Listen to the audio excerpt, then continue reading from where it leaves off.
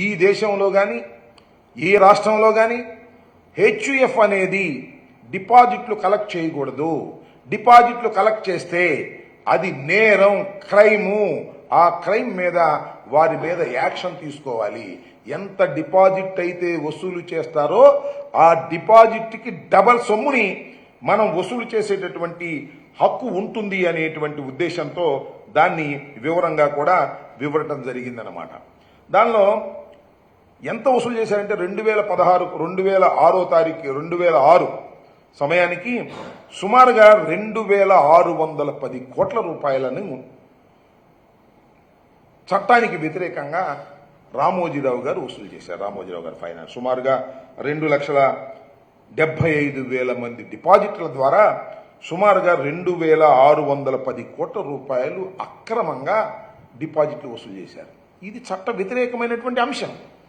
ఈ చట్ట వ్యతిరేకమైన అంశాన్నే 12వ తారీఖున హైకోర్టులో ఆర్బీఐ చాలా స్పష్టంగా పడేసింది, కౌంటర్ పడేసింది. అయ్యా, ఈయన మీద యాక్షన్ తీసుకోవాల్సిన అవసరం ఉంది. అఫ్కోర్స్ రామోజీరావు గారు చనిపోయి ఉండవచ్చు.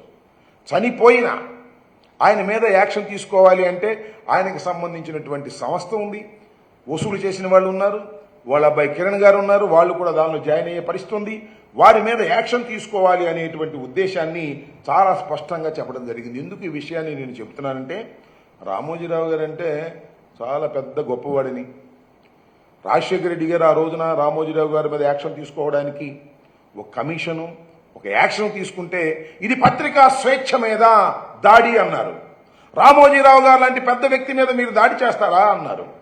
ఇది చట్ట వ్యతిరేకమైనటువంటి కార్యకలాపాలు రామోజీరావు గారు చేస్తున్నారు అనే విషయాన్ని అనేక సందర్భాల్లో చెబితే దాన్ని మసిబూసి మారేడుకాయ చేయాలనేటువంటి ప్రయత్నం చేసేటటువంటి కార్యక్రమం చేశారని ఈ సందర్భంగా నేను మనవి చేస్తున్నాను.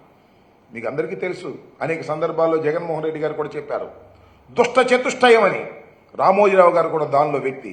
ఏదో ఒక విధంగా తనకు అనుకూలమైన ప్రభుత్వాలను ఏర్పాటు చేసుకొని తన అవినీతి కార్యక్రమాలని కొనసాగించుకోవాలని భావించేటటువంటి వ్యక్తులలో చనిపోయినటువంటి రామోజీరావు గారు కూడా ఒకరు అని చెప్పడానికి ఇంతకన్నా పచ్చి నిదర్శనం ఏం కావాలని నేను అడుగుతా ఉన్నా. దోపిడీ చేసేటటువంటి కార్యక్రమం, ఒక్క పైసా పెట్టుబడి లేకోకుండా ప్రజల దగ్గర నుంచి డిపాజిట్ల ద్వారా వసూలు చేసి సామ్రాజ్యాన్ని నిర్మించుకున్నటువంటి వ్యక్తి రామోజీరావు గారు. ఒక్క పైసా కూడా ఆయన పెట్టుబడి ఉండదు, మొత్తం అంతా ప్రజల దగ్గర నుంచి వసూలు చేస్తారు.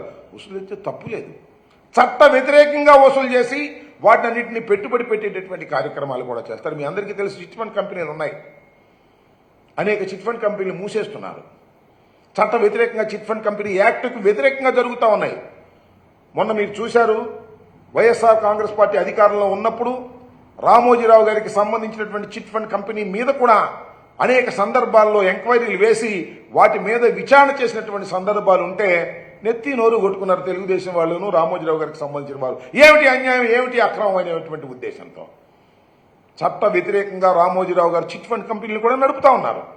చిట్ ఫండ్ కంపెనీ వ్యవస్థ ఆ చట్టానికి అనుగుణంగా, చిట్ ఫండ్ చట్టానికి అనుగుణంగా చిట్ ఫండ్ కంపెనీలు నడవాలి తప్ప దానికి వ్యతిరేకంగా వాటిని ఉల్లంఘించి చిట్ ఫండ్ కంపెనీలు నడుపుతున్నటువంటి వ్యక్తి రామోజీరావు గారు. అందువల్లనే వాళ్ళని యాక్షన్ తీసుకోవాలనేటువంటి ప్రయత్నం చేస్తే నెత్తి నోరు కొట్టుకున్నటువంటి సందర్భాలు ఉన్నాయని కూడా ఈ సందర్భంగా నేను మనవి చేస్తున్నా. కాబట్టి నేను ఈ సందర్భంగా మనవి చేయదలుచుకున్నది ఏమిటంటే, జగన్మోహన్ రెడ్డి గారు కానీ, రాజశేఖర రెడ్డి గారు కానీ, ఉండవల్లి అరుణ్ కుమార్ గారు కానీ ఈ జరుగుతున్నటువంటి చట్ట వ్యతిరేకమైన కార్యక్రమాలను వ్యతిరేకిస్తూ పోరాటం చేసినటువంటి సందర్భాన్ని ఈ సందర్భంగా నేను గుర్తు చేస్తూ ఉన్నా. అలాంటి రామోజీరావు గారు, ఆయన వెనకేసుకొచ్చినటువంటి అనేక మంది, ఇవాళ ఈ రాష్ట్రాన్ని పరిపాలిస్తున్నటువంటి ముఖ్యమంత్రి గారు కూడా దీనిలో సింపుల్ ఏంటంటే, తనకు అనుకూలమైన ప్రభుత్వం కావాలి ఈ రాష్ట్రంలో, తెలంగాణలో కానీ చూసి చూడనట్టుగా వెళ్ళిపోయేటటువంటి పరిస్థితి. ఎన్ని నేరాలు చేస్తున్నా, ఎన్ని ఘోరాలు చేస్తున్నా వాటిని పట్టించుకోకుండా ఉండాలనేటువంటి పద్ధతుల్లో రామోజీరావు గారు వ్యవహరించారు. వారి వారసులు కూడా అలాగే వ్యవహరిస్తున్నారు. అందువల్ల రాజశేఖర రెడ్డి గారి మీద రామోజీరావు గారు కానీ, లేదా చంద్రబాబు నాయుడు గారు కానీ, వీళ్ళందరూ కూడా రాజశేఖర రెడ్డి గారి మీద, అదేవిధంగా జగన్మోహన్ రెడ్డి గారి మీద పుంఖాలుగా అసత్యమైనటువంటి వార్తలు ఫ్రంట్ పేజీలో వండి వార్చేటటువంటి కార్యక్రమాలు చేస్తున్నారు. అదేవిధంగా ఈనాడులో కూడా, ఈనాడు టెలివిజన్లో కూడా తెల్లారి లెగిస్తే జగన్మోహన్ రెడ్డి గారి మీద వైఎస్ఆర్ ప్రభుత్వం మీద, ఇప్పుడేమో పార్టీ మీద విపరీతంగా దాడి చేసేటటువంటి కార్యక్రమాలు చేసేటటువంటి పరిస్థితి మీరు చేస్తున్నారు. ఇది చాలా దుర్మార్గమైనటువంటి అంశమని మనం చేస్తున్నాం. ఎందుకంటే రామోజీరావు గారు ఆయన వాళ్ళు చనిపోయి ఉండవచ్చు. ఆయన చనిపోయిన తర్వాత ఆయన వారసులుగా కొనసాగుతున్న వారు ఉన్నారు. ఆ సామ్రాజ్యం ఉంది. ఆ సామ్రాజ్యం అంతా అవినీతితో ఏర్పడినటువంటి సామ్రాజ్యమే తప్ప ధర్మంగా ఏర్పడినటువంటి సామ్రాజ్యం కాదు అనేది దయచేసి అర్థం చేసుకోవాల్సినటువంటి అవసరం ఉంది. ఇదే విషయాన్ని రిజర్వ్ బ్యాంక్ ఆఫ్ ఇండియా చాలా స్పష్టంగా ఈ రోజున హైకోర్టులో, తెలంగాణ హైకోర్టులో చాలా స్పష్టంగా తన కౌంటర్లో దాఖలు చేసింది. రామోజీరావు గారు చేసినటువంటి ఫైనాన్షియర్స్ అంతా కూడా ఈ మార్గదర్శి ఫైనాన్షియర్స్ అంతా కూడా ఆర్బీఐ చట్టానికి వ్యతిరేకంగా చేసినటువంటిదే ఈ 50 సంవత్సరాల కాలంలో కూడా అనేటువంటి మాట ఆర్బీఐ చెప్పినటువంటి సందర్భం.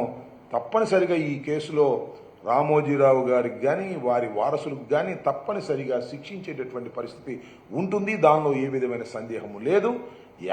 వాత నేను చెప్పదలుచుకున్నది ఒక్కటే, రామోజీరావు గారు లాంటి వాళ్ళు అనేక మంది ఇలాంటి కార్యక్రమాలు చేసి తెలుగుదేశం గొడుగు కిందో తెలుగుదేశం గొడుగు పైనో బ్రతకాలనేటువంటి పరిస్థితి చేస్తున్నారు.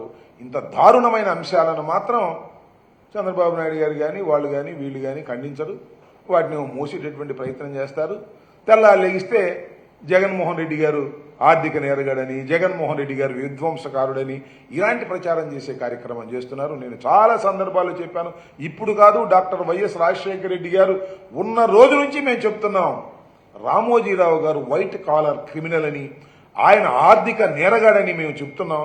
ఆయన చనిపోయిన తర్వాత ఆర్బీఐ చాలా స్పష్టంగా చెప్పింది, ఆర్థికంగా నేరం చేసినటువంటి వ్యక్తి ఇతను అనేటువంటి పరిస్థితులు చెప్పడం జరిగింది. దీన్ని మూలం నుంచి తీసుకొచ్చినటువంటిది రాజశేఖర రెడ్డి గారు. ఆయన మరణించారు. తర్వాత we have to appreciate, Undavalli Arun Kumar గారిని అప్రిషియేట్ చేయాలి. ఇది చచ్చిపోయినటువంటి కేసుని, దీన్ని కొట్టేయించుకున్నటువంటి కేసుని, దాన్ని 2018లో దాన్ని కొట్టేయించుకోవాలనే ప్రయత్నం చేసి కొట్టేయించుకున్నా కూడా దాన్ని సుప్రీంకోర్టుకు వెళ్లి దాన్ని బతికించి మళ్ళా తీసుకొచ్చి తెలంగాణ హైకోర్టులో పెట్టి ఆర్బీఐ కౌంటర్ వేసేటువంటి పరిస్థితి తీసుకొచ్చింది మన ప్రభుత్వం కూడా. ఆంధ్రప్రదేశ్ ప్రభుత్వం కూడా దానిలో ఇంప్లీడ్ అయి ఉన్నది. దీని మీద విచారణ జరగవలసినటువంటి అవసరం ఉందని కూడా నేను మనవి చేస్తున్నా. ఈ అరుణ్ కుమార్ గారు రోజు దీని గురించే, మేము ఆయన చాలా సందర్భాల్లో రాజశేఖర రెడ్డి గారి దగ్గర ఉన్నటువంటి వ్యక్తులం కాబట్టి చాలా సందర్భాల్లో మాట్లాడుకుంటూ వచ్చాం. అప్పటి నుంచి ఇప్పుడు కూడా రామోజీరావు గారి కేసు విషయం చాలా సందర్భాల్లో మాట్లాడుతూ, నేను కూడా చాలా సందర్భాల్లో కలిశాను ఆయన్ని. ఆయన రూమ్ నిండా మన చిట్ ఫండ్ కంపెనీకి సంబంధించినటువంటి కాగితాలు, ఫైనాన్షియర్కి సంబంధించిన కాగితాలు ఉంటాయి. రామోజీరావు గారికి సంబంధించినటువంటి కేసులో చాలా పరిశీలి చేస్తున్నటువంటి వ్యక్తి. అందువల్లనే ఆయన మీద అఫిడవిట్ కూడా, పరువు నష్టం దావా కూడా రామోజీరావు గారి కుటుంబ సభ్యులు వేశారు. ఇంత పరువు బాధిపోయింది, మీరు కట్టాలని. కాబట్టి నేను ఈ సందర్భంగా ఉండవల్లి అరుణ్ కుమార్ గారిని కూడా నేను రిక్వెస్ట్ చేస్తున్నాను. ఇది చాలా జెన్యూన్ అయిన కేసు. ప్రజల యొక్క సొమ్మును దుర్వినియోగం చేసేటటువంటి కార్యక్రమం చేస్తున్నటువంటి రామోజీరావు గారి వారసత్వం మీద మీరు యుద్ధం చేయండి లీగల్గా. దాన్ని యుద్ధం చేయకపోతే మీ మీద వేశారు కదా మళ్ళా పరువు నష్టం దావా, అది కూడా మీరు గుర్తుపెట్టుకుని దీని మీద యుద్ధం చేయాల్సినటువంటి అవసరం ఉంటుందని కూడా నేను ఈ సందర్భంగా మనవి చేస్తూ